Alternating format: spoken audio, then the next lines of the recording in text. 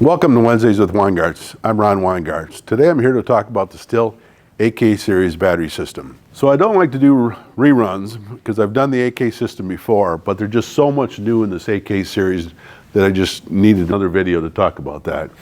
So when the AK system came out, it was a great battery system for the smaller residential use. Kind of came out with this FSA 57 trimmer.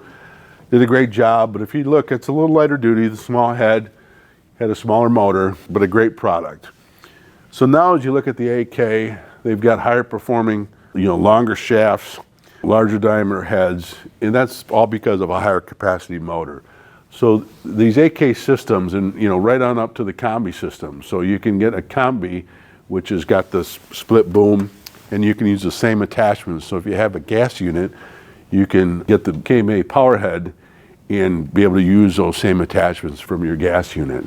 So they've really taken this AK series to the next level, from kind of a base residential unit to really a high-end homeowner, high performance. You're going to get the performance of some of the better gas units on the market.